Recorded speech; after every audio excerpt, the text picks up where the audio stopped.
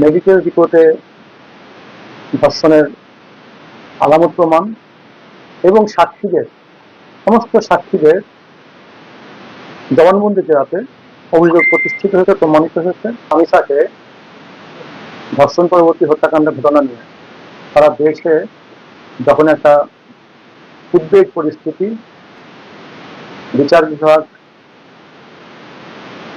সরকার যেখানে একটা বিব্রতকর অবস্থার মধ্যে, ঠিক তখনই মেহেরপুরের শিশু সহিংসতা দমন ট্রাইব্যুনাল মেহেরপুর একটি শিশুকে ধর্ষণের অপরাধের মামলায় আসামি তাকির হোসেনকে বিজ্ঞ আদালত মৃত্যুদণ্ড রায় ঘোষণা দিয়েছে।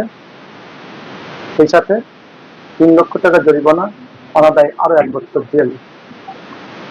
এই রায় ঘোষণার মধ্যে দিয়ে এদেশে শিশুর প্রতি যে সহিংসতা, এটা রোধ এবং শিশুর সুরক্ষায় এই রায় অনেক ভূমিকা রাখবে এবং অপরাধীরা শিশুদের প্রতি যে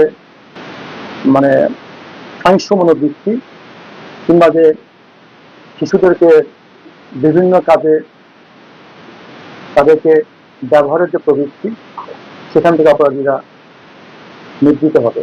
সবচেয়ে উল্লেখযোগ্য বিষয়, বাংলাদেশে প্রচলিত আইনে যে দ্রুত বিচার সম্ভব সেটা এই আদালত প্রমাণ করেছে।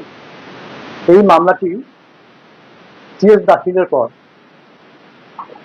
মাত্র 29 কার্য দিবসে মামলাটির জাজমেন্ট হলো। 3 কার্য দিবসের মধ্যে 13 সাক্ষীর মধ্যে 12 জন সাক্ষীর জবানবন্দি জেরা গ্রহণ করা হয়েছে।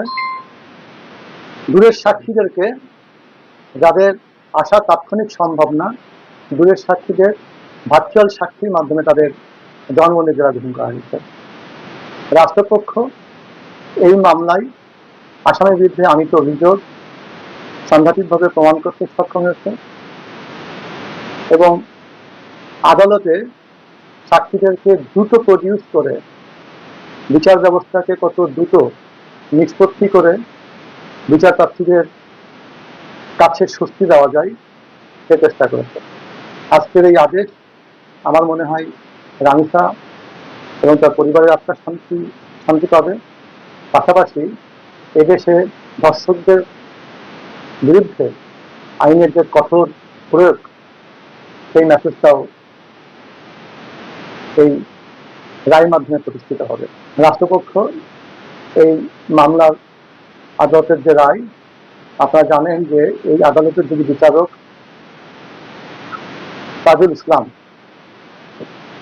তিনি এ পর্যন্ত 36টি মৃত্যুদণ্ডের রায় দিয়েছেন, যে রায়ে 75 জন আসামির মৃত্যুদণ্ড আদেশ হয়েছে।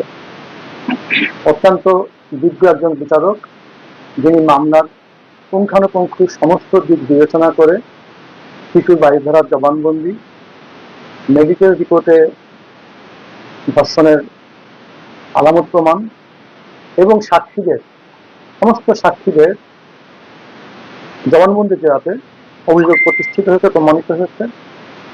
সার্বিক দিক বিবেচনাতে বিজ্ঞ আদালতের বিচারক তাজুল ইসলাম এই রায় ঘোষণা করেছেন। আমরা মনে করছি এই রায়ের মাধ্যমে শিশু ভিকটিমের, যে শিশুটি ধর্ষণের শিকার হয়েছিল, আজকে সেই শিশুর পরিবার আদালতে উপস্থিত ছিল, গণমাধ্যম কর্মীরা আদালতে রায় ঘোষণাকালে উপস্থিত ছিল এবং সাক্ষীদের জবানবন্দি জেরাতেও সমস্ত পক্ষকে আদালতে উপস্থিত থেকে এবং আসামির উপস্থিতিতে সমস্ত সাক্ষীদের জবানবন্দি জেরা শ্রবণ শেষে আদালত আইনের প্রতিটি দিক অনুসরণ করে এই রায় ঘোষণা